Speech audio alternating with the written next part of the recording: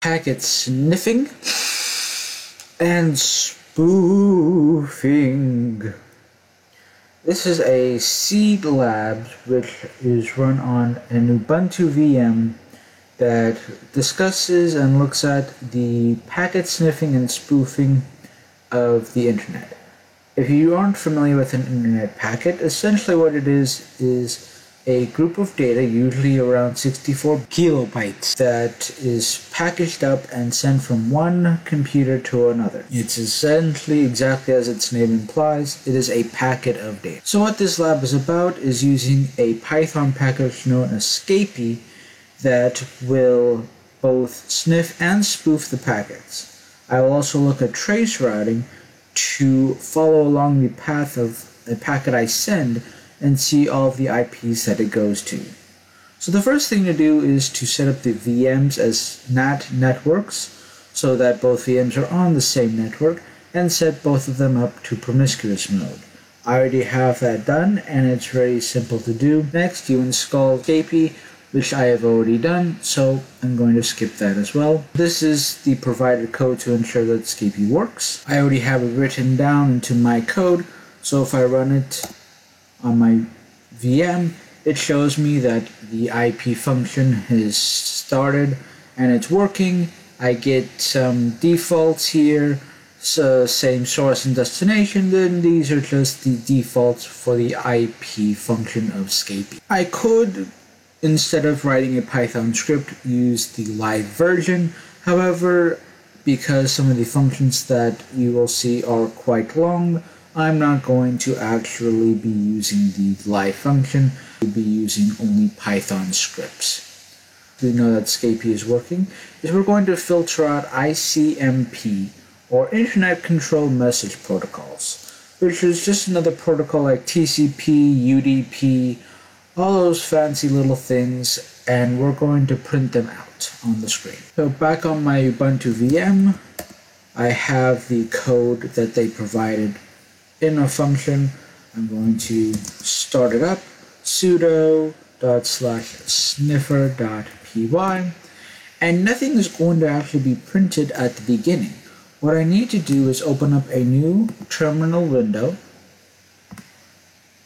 drag it over here, and then I'm going to ping, doesn't matter, I'll just ping google.com, and now you'll see all the ICMP packets that are being transferred from my Ubuntu VM to google.com and back.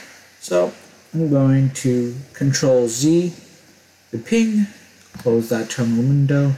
I'm going to Control Z the sniffer program, and as you can see, all the raw data, ports, IP addresses, everything is here and it's available for me to look. The next step of the seed lab is to filter out all TCP packets and look at any IP address on port 23. Now that code I have here in my tcp.py code. My TCP and source host and destination port are all labeled out here in my filter, and this source host here, 10.0.2.5, is actually the IP address of my second VM. This lab requires 2 VMs for other experiments, but I am just going to use it for this filtering process right here. So I'm going to have both of the VMs side by side, and I'll show you what happens. Alright, here are the 2 VMs side by side. I'm going to sudo run tcp.py, and again, nothing is going to print out. But if I do a netcat command to, 174.155.20.30 on port 23, then I'm going to see all of the packets that are getting connected to via netcat on my other VM. Now I can see this communication because both VMs are set to promiscuous mode and are on the same NAT network. I could have done this whole process in the same VM, but I thought it would be easier to demonstrate it if I used 2 VMs. Next, I'm going to be sniffing out any subnet packets. So I'm going to show you my subnet packet calling, which is in my nano subnet.py. And you can see here I chose a subnet of 192.168.0.0/16. This can be anything. I just chose this at random, just for an example. I'm going to sudo./subnet.py. Again, nothing prints out, but I open up a new terminal window. Again, I could have done this on the other VM, but I'm just choosing to do it here. If I do netcat of 192.168.45.75 on port, say, 555, then I'm going to start seeing all the communications on my script here. And I can see all the information that I expect from the TCP ports on the specific subnet. Now, something you might have been seeing me doing here is that I'm always typing in the sudo command for all of my programs. Well, if I don't have that running, and if I just ran something like my last one where it was subnet.py, and I ran that, it's going to give me an operation not permitted, because you need to be root or have the sudo command running in order for this to actually work. This is because people normally don't need to be looking at what internet packets are going through the web. It's more of a administrator type thing. This is a great security measure in case people don't have the right access to actually do this. But now that the sniffing has been shown to be capable, the next thing we're going to be doing is spoofing ICMP packets. So here is the basic code that the Seed Labs has provided. Now, even though this is primarily correct, it's missing one thing, and that thing is the source. So I'm going to show you my Python code. As you can see here, I have the destination as my second VM, and I'm spoofing my primary VM, the one that I'm on right now, as this source address. I could have made this anything I wanted, but I chose to have this one. And I'm going to open up Wireshark. I'm using Wireshark here to show that the packet will actually be sent out and captured to the other VM. The Wireshark is open. I'm going to choose the connector, which is ENP0S3, and I'm going to start the capture on it. I'm going to then run sudo.spoof.py, and you can see that Wireshark has successfully seen that I do in fact have the ICMP packet request and reply from my spoofed VM to my other VM with the correct IP address that I set up and the correct destination IP address that is by default on the other Ubuntu VM. So spoofing has now been completed, as well as sniffing. So before we do a sniff then spoof attack, what I'm going to show you is trace routing. What trace routing is I'm sending a packet and I'm basically looking at all of the IP addresses that that packet goes through. So the primary thing to do first, here's the pseudocode of the packet capture trace routing.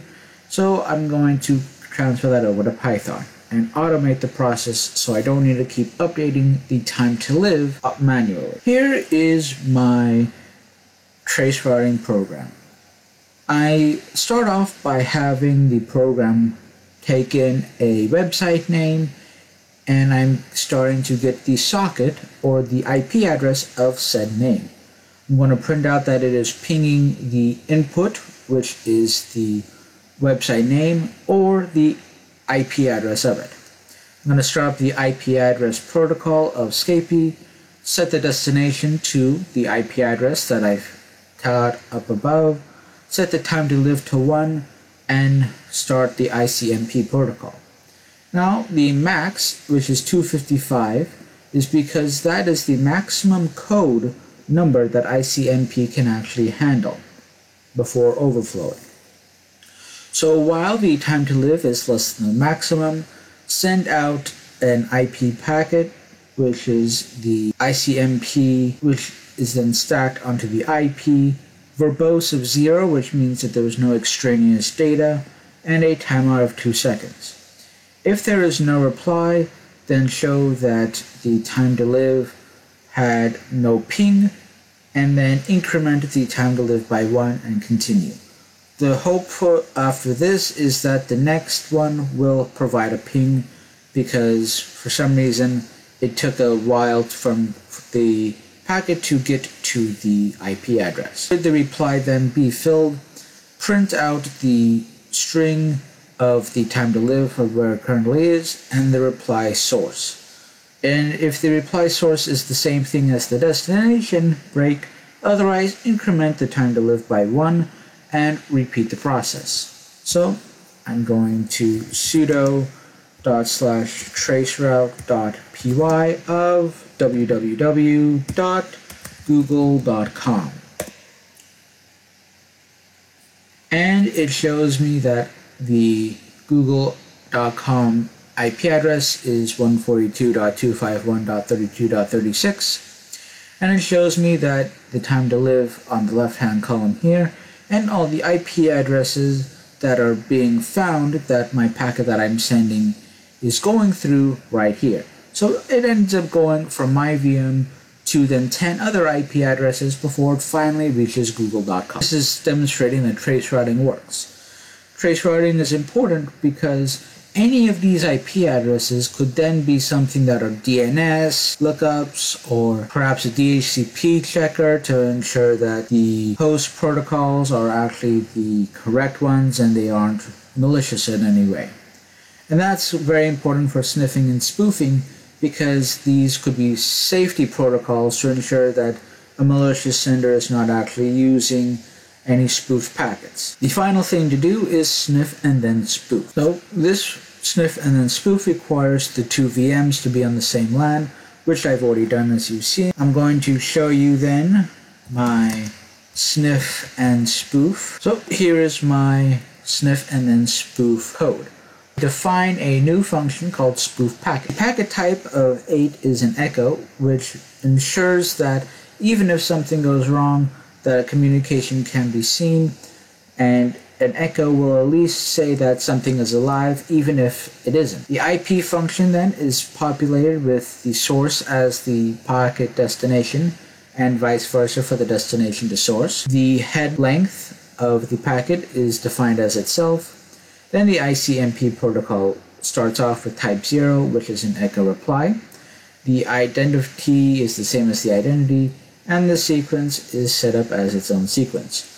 It is loaded up with the load as the data, and then the new packet is formed as the data stacked onto the ICMP, which is then stacked onto the IP. It sends out the new packet with no extraneous data, which is verbose equals 0. It prints out that sent ghost packet, and then the main function while true sniff for all ICMP packets, and then print out. So on my primary VM here, I'm going to do sudo./sas.py. I'm not going to do anything because the second VM is not actually connecting to anything.